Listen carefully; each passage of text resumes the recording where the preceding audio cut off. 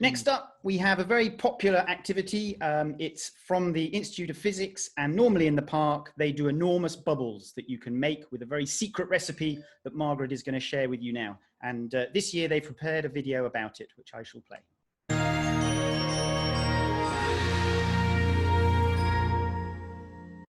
Welcome to Bubble Mania at Science in the Park. My name is Margaret Cross from the Institute of Physics, and for the last 3 years we've been having great fun in the park with huge bubbles. This year I'm going to show you how to make the bubbles, how to make the wands, and lots of other interesting things you can do with your bubbles at home. First of all, I'm going to show you how to make the bubble solution. These are the ingredients for my bubble mix that I have found the most effective. First of all, you must use fairy liquid, no other type of washing up liquid. This gives really strong bubbles. The next ingredient is guar gum, which is a food thickener. I purchased this on the internet for about £10, but that's far too much. That amount, or slightly more, would cost you about £2 and is easily obtained, eBay, Amazon. Bicarbonate of soda is used to neutralise the solution to reduce the acidity. Next, we use warm water.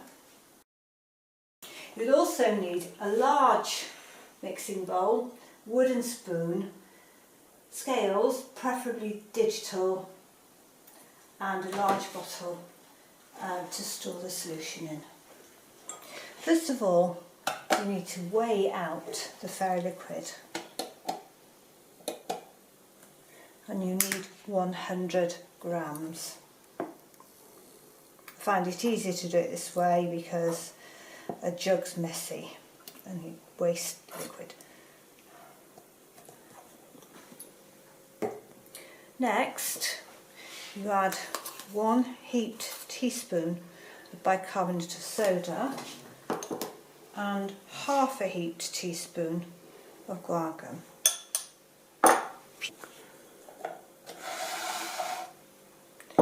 The important thing now is that you mix the powders into the fairy liquid so there are absolutely no lumps.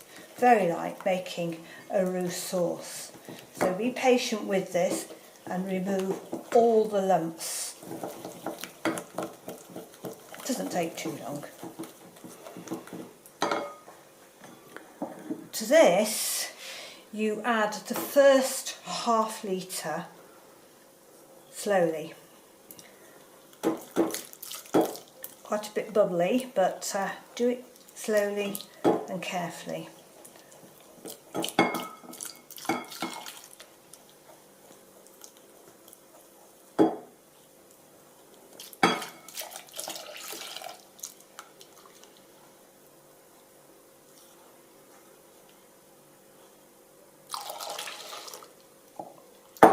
After this, you can add the other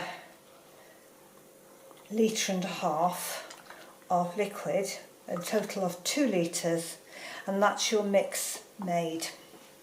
You can then decant it into a suitable container and leave it for 24 hours. Once you've made your solution, there's all kinds of ways that you can actually make bubbles. This is just a standard one, but it gives some really good big ones.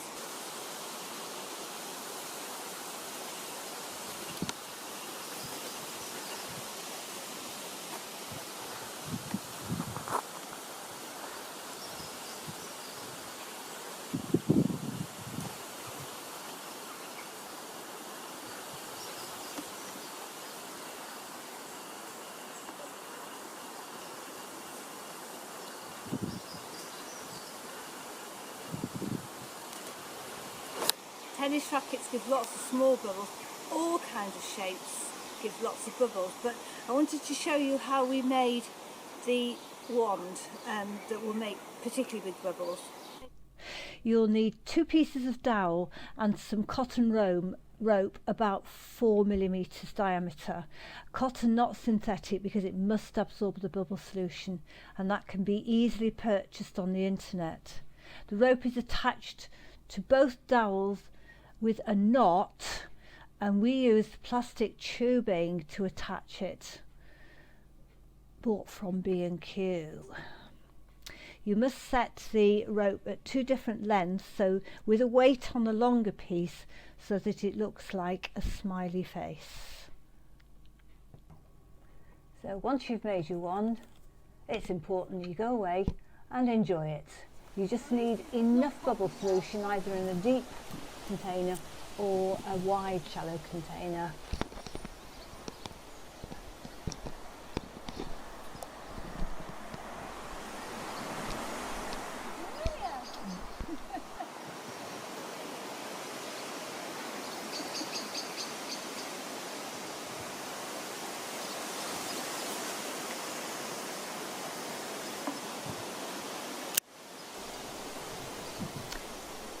When I was doing this recording, it was fairly windy, and the wind was actually blowing on the bubble solution, and it was great fun.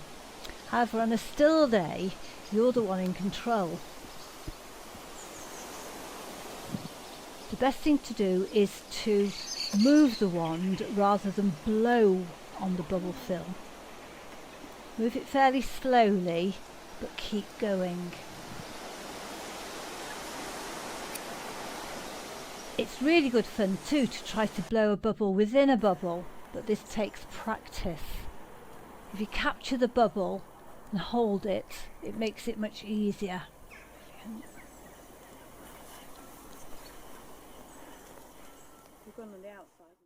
Now this is a quiet activity for the younger children. I tend to use a pipette with the end cut off, so it's got quite a wide area, and the idea is to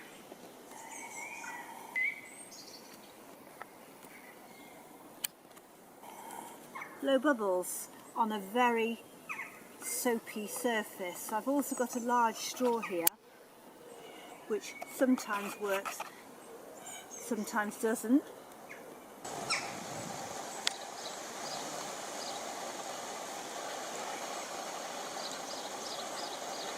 A small one. No.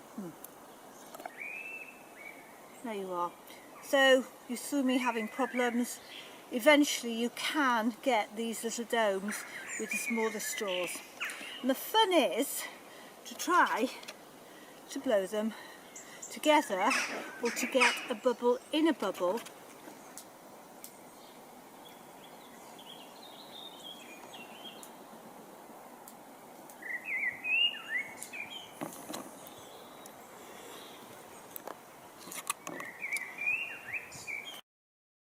You can go on practicing yourself.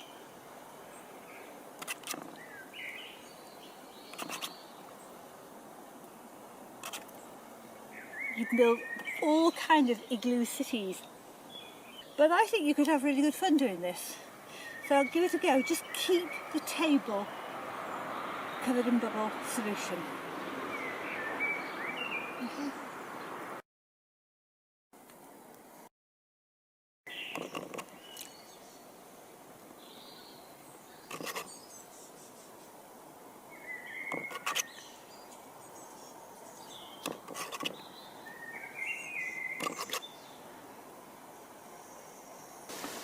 When you first have a bubble film in a wand, it's flat, because as you can see now, as the wind is blowing on the film's escaping and forming the smallest possible shape it can make, which is a sphere.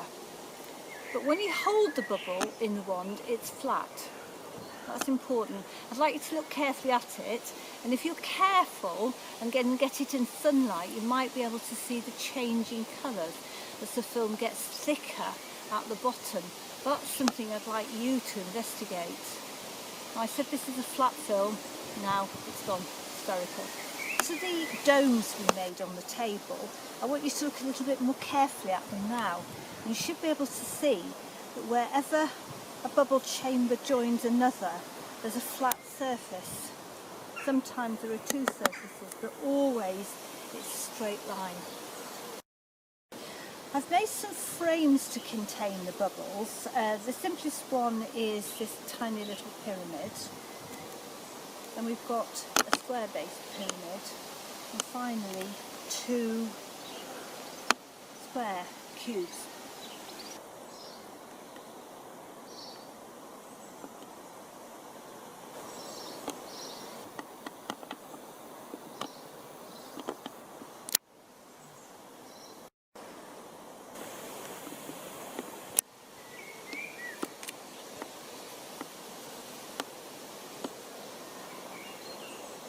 That's perfect.